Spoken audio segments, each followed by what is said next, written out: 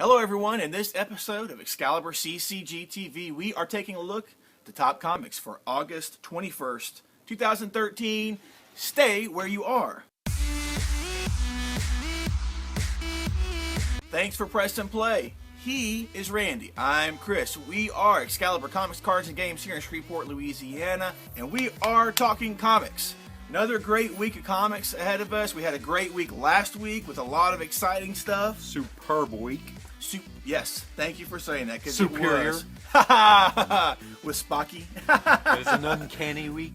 It was all the above. And then That's right. A lot of stuff from last week is still spilling over into this week. So Right. we got a lot of big storyline tie-ins coming this week and just big stuff all around. This is going to be a longer episode, guys. So as always, you can download the MP3 down below if you're on the go. Please subscribe and please like the video after you get through watching and listening. We really appreciate it. Randy, go ahead and kick it off, man. What do you want to start off with? Big one that a lot of us have probably been waiting for, the finale. The finale is here. Batman and Nightwing number 23. This is the finale to the stages of grief that Bruce has been going through. He has Nightwing here to help him deal with the acceptance of the loss of Damian. Now, in this, it has a little tagline, could Bruce have saved Damian? That's probably one of the things where they're going to have to talk and deal with throughout this run. I think that you've had a whole lot of wedges there between, the relationships of all the different Bat family members. Yeah. And this is the one where I don't see there being more of a separation here. I think that Dick means too much to Bruce that he's going to help him with this acceptance in it. So I think this will play an important part in that, in which we will then see the series going into Batman and various other people here. So it's not just going to go back into a Batman and Robin series. We'll have Batman and Two-Face. Those of you that have seen the sneak releases online of the November solicitations, it's Batman and Carrie Kelly. Is it? It is. So Oh, man. it's still a Two-Face storyline, but she's the person that's in the title there with them. So this is that big finale. I'm looking forward to it because Peter Tomasi is one of DC's best. So he's going to give us a great ending here. Yep. Talk to me about your big one that's coming out this week. Well, let me do a twofer. 'Cause Okay. we got, and you help me out. Just jump Sure. in here because we got one storyline that just started and one that's continuing. So let's go with the one that's continuing. We got Justice League Dark hitting shelves, number 23. We see this is the fifth part, if I'm not mistaken, of the storyline. Maybe the 6th. We're about to wrap it up. Right. And we got Batman with his group looking for one thing. We got Wonder Woman and her group trying to do one thing, and we got Superman and his group trying to do one thing. And then they're all trying to find out what caused Superman to do what he did, what the connection is with Pandora, and the box that she has. And then in the background of all this, supposedly scheming it all, we have the Secret Society. Right. And there's a lot of speculation as to who this dark figure is from the Secret Society, and we don't know what's going on with Pandora, except that she keeps going to these people trying to get them to do something with the box that she had mistakenly opened millennia ago. Right. So now in this particular issue, we may actually see the murder solved with what's been going on. With if we can get everything to converge to that one point to see what had happened, we're seeing a weakened Superman. Just he looks like crud. I mean, like 10-day hangover crud or something like that. And everybody's kind of on a different page, but they're kind of converging to where they need to go. So with this storyline, hopefully with this issue, we'll see some storylines within the storyline kind of conclude to lead us into the finale of this and into the big event coming afterwards. Right. Forever Evil. That's right. Also a tie-in with that is Pandora, Trinity of Sin, Pandora number 3 is also coming out. And with that one, she has everybody after her. She has the whole Justice League crew. She has all the Secret Society crew after her, and all she has a big decision to make, and it has to deal with the 7 deadly sins there. So I think that this is going to be the springboard into what her series is going to be after this is all over, because I think at this point most of the big stuff that has to do with Trinity is going to be going on in the Justice League titles, and this will have the wrapping up of that, but showing you how this series is going to prolong beyond Trinity. Yeah, exactly. So we've got that one also to look forward to. What was your other big series? I think I know. Infinity came out last week. Yes. It was a supersized first issue with a lot of stuff going on that was cohesive to me. It was very cohesive. I mean, it just spanned so much too and brought it all together. For the most part, in that first issue, that's issue number 1. But this week we see some tie-in issues to the Infinity event. We got Lots Avengers 18. Right. What else do we got? We have Avengers Assemble number 18. Yes. This is a 2-parter here, and this one is a story told from the point of view of Spider-Woman. So fans of Spider-Woman are going to want to pick this up, and fans of everything Infinity wanting to pick up all the tie-in stuff will want to pick this up. Yeah. And Thunderbolts number 14. Yes. This one looks like it's it may be the most fun to me of the series, because this is the Avengers are away and the Thunderbolts say, hey, there are all of these mafia members around. The Avengers aren't going to stop us. Yes. Let's take them out. Let's take them out. And yes. so that's going to be a lot of fun. Back up, Avengers number 18. In Avengers number 18, we see the Avengers and Earth delegates become a part of the Space Council. The council that's coming together, Council of Worlds, Yes. That's coming together because so many worlds have already been affected by what's going on with the Infinity event. We also see the rebirth of the Skrulls. We haven't seen them in a while. Right. We got a sneak peek at them here in the first issue of Infinity that came out last week. And also, there was one other thing. And then we have another encounter with the Builders. And I love what's going on with the Builders. I just the epic scope of it all is really cool. The 2 cool things that they have there with both the Skrulls and the Builders. The Skrulls in Infinity, they came across they've been coming across different Skrull cells. Right. And they've noted we don't have any Super Skrulls among any of these. Right. Where are the big guns? So I fear we're going to find that out maybe in this issue. With it, seeing as how they're saying the rebirth of the Skrull Empire. And with the Builders, I like that the Avengers now have one of the Builders' tools, maybe? Two of their tools as part of the Avengers now. Yes. And these guys are looking around going, wait a minute, why are the Builders acting like this? Right. This is not how they act. And so I like that you have... you have kind of an inside to the Builders there. The Avengers aren't going in completely blind. They have somebody, well, they also have Captain Universe, but they have somebody that understands what the Builders are and know how to take them seriously. Yeah. So I'm definitely looking forward to those 2. So I mean... continuing events. So we got continuing Trinity War stuff and continuing Infinity stuff this week from the big 2. So be sure and check those out. The Thunderbolts one looks fun to me, so I'm totally on board with that. Kind of another one that's prepping you for a big event.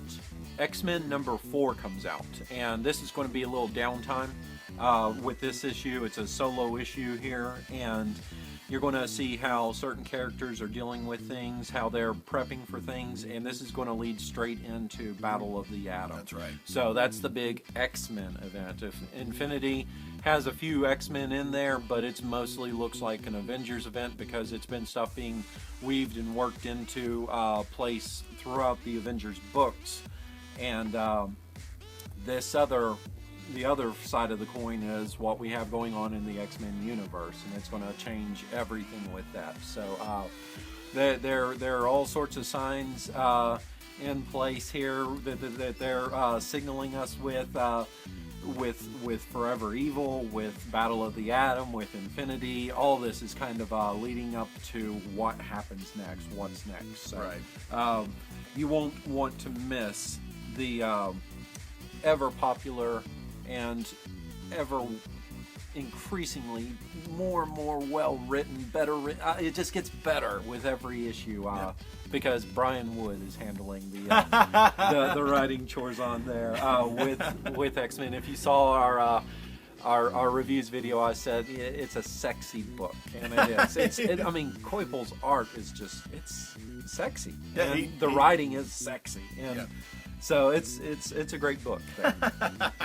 Have I told you about Brian Wood? Have I told you about Brian Wood? I used to say that about Greg Brooker. Now I'm saying that about Brian Wood. Hey, another one that I'm really looking forward to because I just have no idea how it's going to fit into anything or everything that's going on is Daredevil. Yes. Daredevil number 30. Silver Surfer is in the Daredevil issue. Strangest team up ever, maybe? Exactly. And as you and I have discussed before, the way Mark Waid has been writing Daredevil, everything just segues right into the next storyline. Right. You know? So I'm like, How is the Silver Surfer showing up going to segue into whatever next is big for Daredevil? So Mark Waid will tell us. He'll tell us, and it's always worth it. It's always worth it. We just had this little 2-part storyline in Daredevil that was great with a kid from his past coming into his present and rocking his world. And now we're moving on to see the Silver Surfer and see what he's going to do in Daredevil's world. How great was it that Mark Waid put you into the shoes of Daredevil in that last issue, and you did not know who he could trust just as much as he did not know who he could trust. You were just as surprised by reactions of people in the issue as Daredevil was. And I love that you didn't know what was coming, that you were left guessing just as much as him. It was almost like a first-person point of view while reading the story. Worked wonders.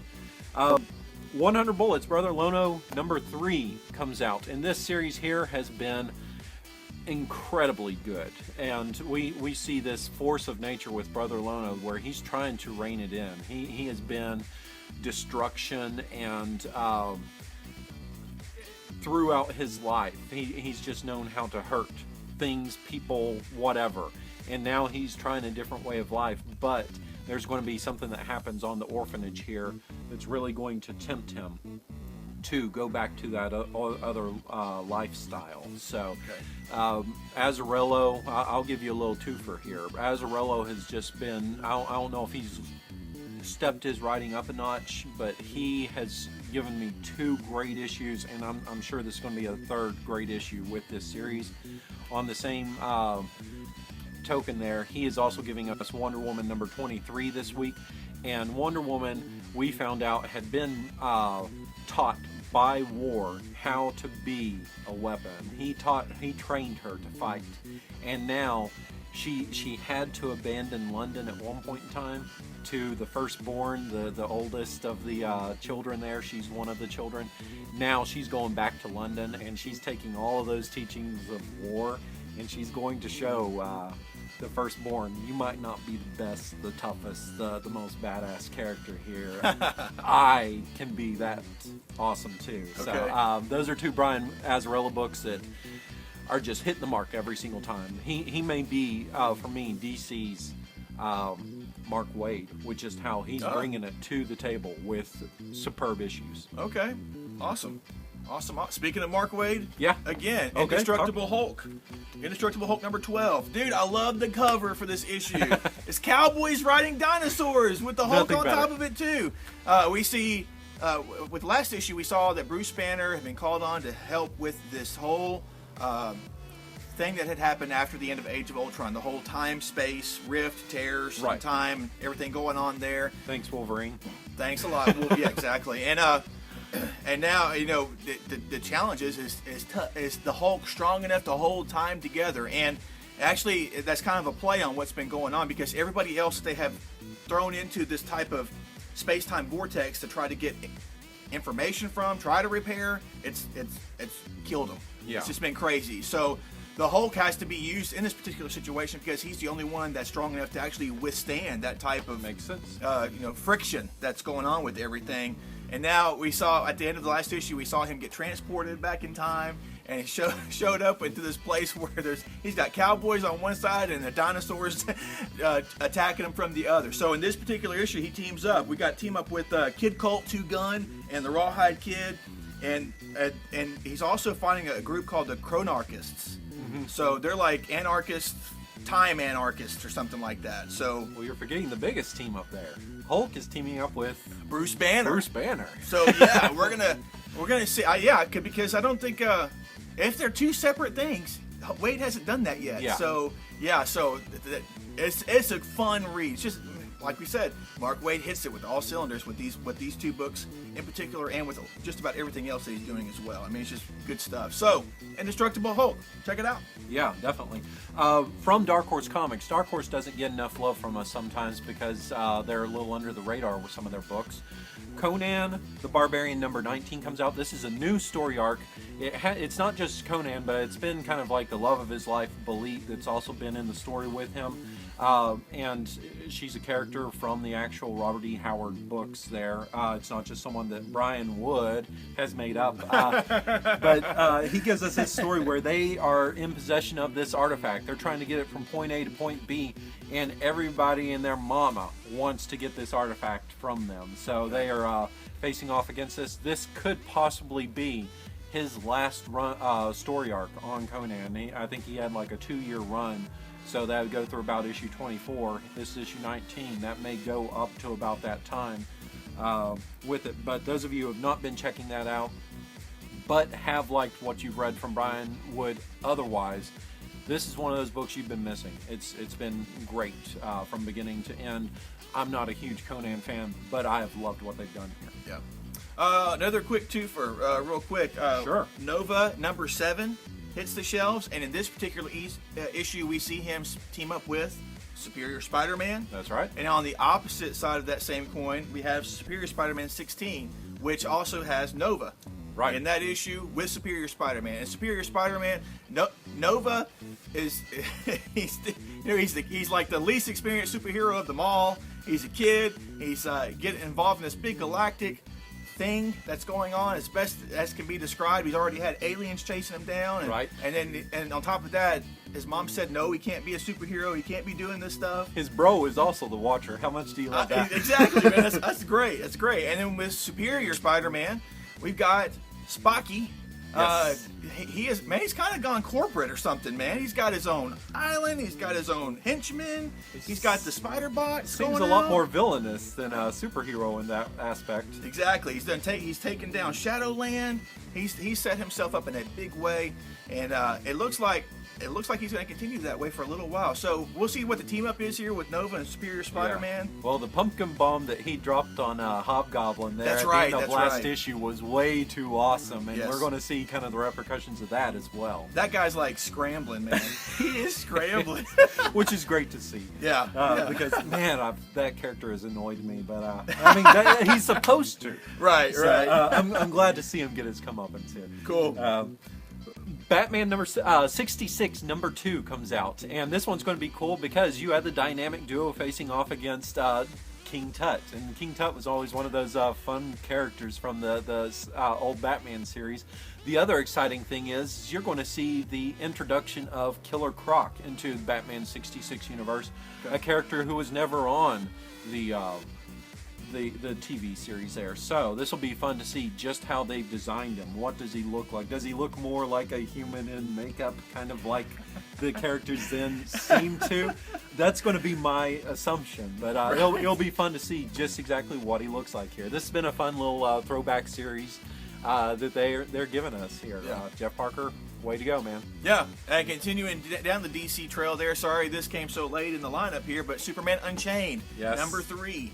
If you've read issues number 1 and number 2, you've seen that there is something going on in the background that is like as big as Superman, or maybe even bigger than him. And in this issue, that secret catches up to him. We saw a glimpse of who this character was at the end of the last issue. Right. But this guy is supposed to be, from what the writer Scott Snyder is telling me, he's huge. He's like Superman plus.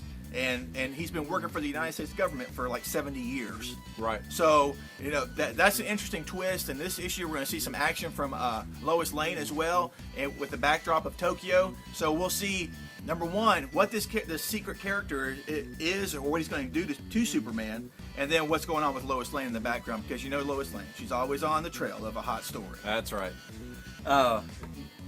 Definitely. That little snoop. No, I like that they're bringing her back to the forefront. Is that I think that they've kind of gotten away from the Lois Lane character in Superman as of late, and I like that they're bringing that particular Lois Lane back to the forefront there. Cool. Yeah. Fables number 132 comes out, 132, and this right here is the second part to the epic storyline Camelot. Now, in this story, it has to do, and one of Bill Willingham's best things that he does is he takes a character and he makes them the focal point of the story. His focal point now is Rose Red. Okay. She is the avatar of hope, and what she has come up with right now is we need to put together this round table, this new Camelot here, in order to save Fabletown and maybe even the world. And so this is going to be taking a look at who she's choosing to be part of the round table here. Those of you who aren't reading Fables, Bill Willingham, this has been a story, a passion of love here in this, and all these series that you've seen, Grimm, Once Upon a Time, Jack the Giant Slayer, Hansel and Gretel, what was it, Vampire Slayers, Demon Slayer, whatever it is, all of these have pretty much spun out of ideas that have come straight from Fables. Let's be honest. They're all from Fables. Right. And Mark Buckingham is one of the best artists in the world here. He puts so much detail and fun into his artwork. Friend of mine, Megan, just discovered this and jumped on board here. More people need to jump on board, and this might be a good time to do it with Camelot. So it's only 2 issues in. You can pick up the first issue. If it goes out or isn't on the shelf, sells out, the stores have us reorder it for you, kind of thing. Totally. So one I'm definitely looking forward to. Cool. Another one that we pimped a while back, and we've had a delay with getting the second issue out, is Chin Music number 2 with Steve Niles and Tony Harris. Huge delay. Huge delay. I don't know what caused that, but this issue hit shelves this week. Number 2 hit shelves this week, and we see the main character Shaw is still being chased down, and apparently he's being chased down through time. Right. And the people that are the forces, I should say, that are chasing him, they're not just out for, like, you know, an arm or a leg. They're out for, like, his skin and his soul. So issue 1 was interesting, and I want to see where Steve Niles is taking what this character is, because we really don't get a whole lot of information about what he is, right, and where he's going with this. And Tony Harris's art is fantastic, so that may be one for you to check out. Yeah. Green Lantern fans, Green Lantern New Guardians number 23 comes out. I mentioned this because this is an appearance of Relic. Relic, I think, has the idea or the name has been mentioned in Green Lantern number 21. I think there was like an egg or I say egg, like something that Relic emerged from, and I think Green Lantern 23, and now you have Kyle Rayner facing off against Relic, and all this is leading up to Relic is going to be one of those books in the Forever Evil month that will be the focal point, the villain focal point for one of the Green Lantern issues. And Relic, I think, is one of the first Green Lantern new villains that they've created since restarting the New 52. Yeah. And so that's going to be one of those. A lot of you may be, if you're late to the bandwagon, late to the party. That's the saying there. Late to the party. It happens, people. If you're late to the party, you're going to be hunting for this. Don't miss this issue because it will have that appearance there for Relic. Yeah, they're really setting up Relic to be the next big thing there. And I mean, they have him, I think, kind of on the same level as like Mongol and some of those characters that are just like uber powerful. The First Lantern, different ones like that. So yeah. And hey, speaking of party, nobody knows how to party like Kiss. That's right. And this all night and all day, from what I hear. Want to rock and roll all night? Hey, they have there's a new series out, Kiss Kids, and we see the Kiss characters like in kid form. We got Little Demon, we got Star Child, we got Cat Kid, and Spacey. So this is Kiss Kids. It's there's no crazy stuff. It's adventures of like the Tiny Tot versions of Kiss. This is right on the heels of the news that Kiss bought the Arena Football League there, the Los Angeles Kiss. So. Oh, really? Yeah. I didn't know that. So Kiss is everywhere. Yeah, so all you rock and roll fans, especially Kiss fans, you want to have a little something you can pass on to your kids. The cover looked really fun. Yeah. It wasn't by Scotty Young, no. but it had that type of little tot looking. Right. It was really, really fun looking. So Kiss Kids #1. Cute. Yeah, super cute. Super cute Kiss Kids. Last one here for me. X-Men Legacy #15 comes out. I'm mentioning this because this has been kind of a sleeper book. It started off slow, and suddenly it's just exploding. More and more people are hearing about this, or gaining interest in this, and reading this book here. This has to do with Legion. He, up until this point, has focused on his father, Professor Xavier's legacy. And now it's going to take a little turn, and he's going to focus in some on his mother, Moira McTaggart, her legacy, and he's going to make a little visit to Muir Island. So it's, old-time X-Men fans may want to check out this book, because we haven't heard that name, either one of those names, in quite some time here. Yes. So, people, if you're not on board with this book, everybody's suddenly getting on board with it. Why not you? Why not? And that's it for me. Okay, sounds good. I will throw out there, Thief of Thieves #16 is coming out now. They're being a lot more hush-hush. They're kind of like how Walking Dead is with their descriptions. One line. Where, yeah, you're like, I could guess what's going to come out, or what's going to be in this, but I'm not quite sure. So, yeah. Thief of Thieves is out there. It's always a great book, just as good as Ghosted, which this guy here is loving. I'm loving it too. Haven't gotten a chance to read everything. I'm catching up on it. I'll get there. It'll be worth it. So it'll be worth it. So check that one out as well. There have been quite a few check it outs from me today, so time to play the shot game. How many times did I say check it out? Check it out. Anything else for you, man? The only other thing to me from me is, remember, we have our reviews videos yes. here that we put out now weekly. You got a special look at one where we did more of a round table this last time, so be sure to keep watching those, keep subscribing to those, keep sharing and telling. You spread the word, we get more people watching us, and just becoming a little bit more wiser about comic books. I said it. You said it. That's awesome.